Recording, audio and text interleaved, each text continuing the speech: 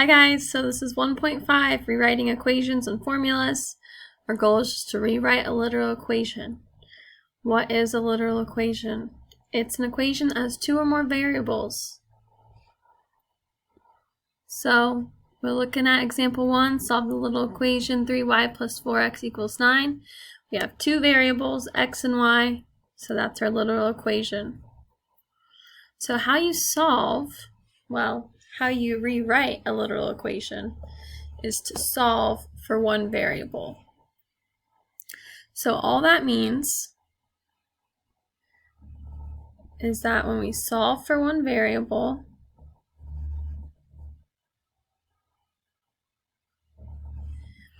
is we're just going to rearrange our equation to equal x or to equal y. And we'll use our same processes. We'll do inverse operations until we get x or y all alone. So you're just isolating one variable like we did with absolute value. So you have 3y plus 4x equals 9. For y, that means we're moving everything except for y to the other side. So how we're going to start is move this whole 4x over. So if this is plus 4x, to move it to the right, we're going to do minus 4x. I'm going to rewrite this out here. We're going to subtract this 4x and move that whole thing over. It's important to remember that 4x is one unit, so you can't just move x, you can't just move 4. 4x is telling you that those 4 x's are grouped together, and we gotta move them to the other side. So we're left with 3y equals negative 4x plus our 9. And now to isolate y, we're going to divide both sides by 3. So when you divide negative 4x plus 9 by 3, you can rewrite it as dividing both parts, the negative 4x and the 9. And then you can simplify. So in the end, we have y equals negative 4/3 x. And we know that 9 divided by 3 equals 3. So when we solve the literal equation 3y plus 4x equals 9, we got y equals negative 4/3 x plus 9. For example 2, we're going to solve for x. So for example 2, when we're solving for x, we got to isolate x as much as possible. So if we have y equals 3x plus 5xz, our first step is to try to get that x on its own. So we have 3x plus 5xz. We need to take that x to the side, which is just dividing. So if you divide the 3x by x, you're left with x on the outside, 3 on the inside. If you take or divide x from 5xz, you're left with a positive 5z. Okay, so that's just factoring out the x. So we got to take that out because it was found in both monomials. So from there, all we're going to do is isolate that x. So x is being multiplied by 3 plus 5z, so that means we're just going to divide 3 plus 5z from both sides. And our answer will be y divided by 3 plus 5z equals x. And that's our answer. So that last example was a little difficult. We're going to practice those in class. Just practice 1, 2, and 3. With those, you're just going to isolate like we did in example 1. With example 3, we're going to rewrite a formula for surface area. The formula for the surface area S of a rectangle prism is S equals 2 length times width plus 2 length times height plus 2 width times height. Solve the formula for the length L. So we're going to rewrite this.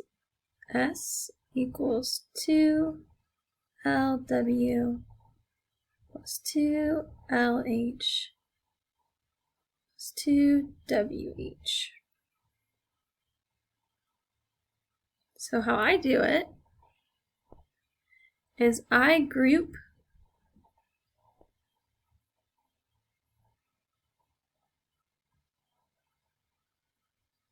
those terms with L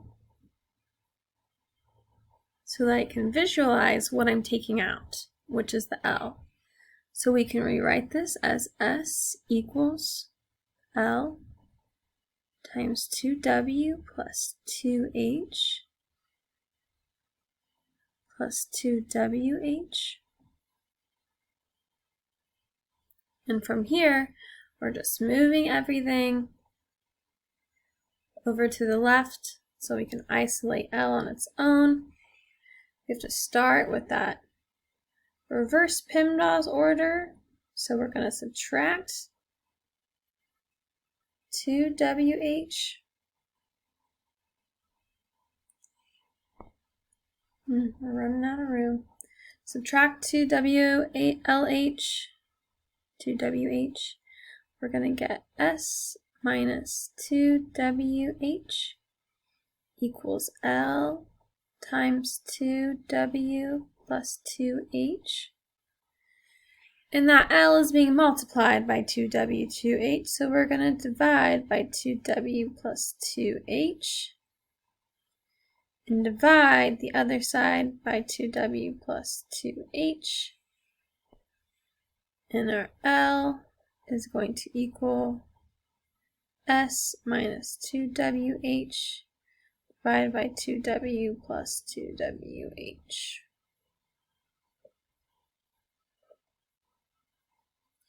Because we're going to practice 4 and 5. We're going to go down here to example 4. Okay, so example 4, we're solving a real life problem. In the previous video, I skipped the word problem because we're going to go over word problems in class together because I know that's what everyone's struggling with. But we're going to run through this one real quick because I think it's a little simpler than we think it could be. So a truck driver averages 60 miles per hour while delivering a freight to a customer. On the return trip, the driver averages 50 miles per hour due to construction. The total driving time is 6 hours. How long does each trip take? So if total driving time means there and back. On the way there, we were running at 60 miles per hour. On the way back, we are running at 50 miles per hour.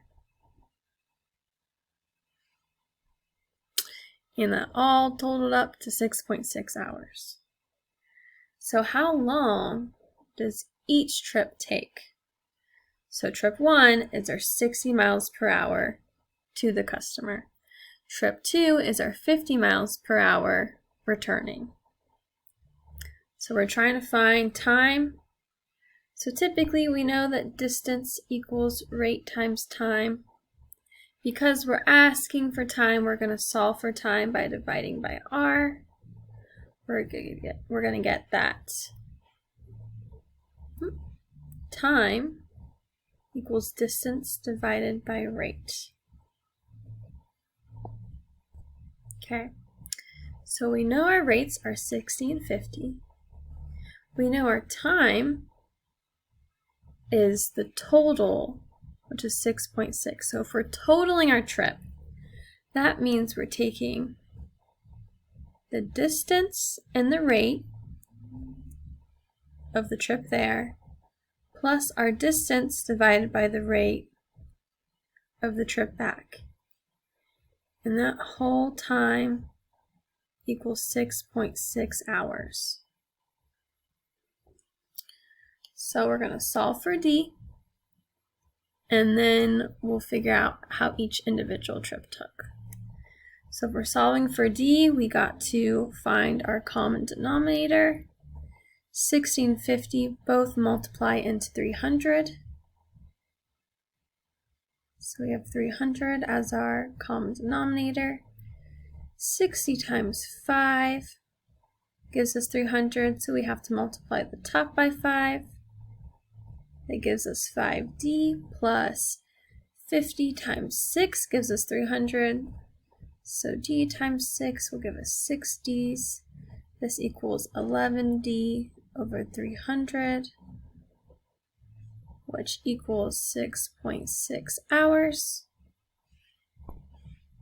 We're just going to multiply by 300, multiply by 300. And once we do that, I'm just going to move down here. We're going to get 11D equals 6.6 times 300 gives us 19, it's 80. Our last step is just to divide by 11. D equals 180.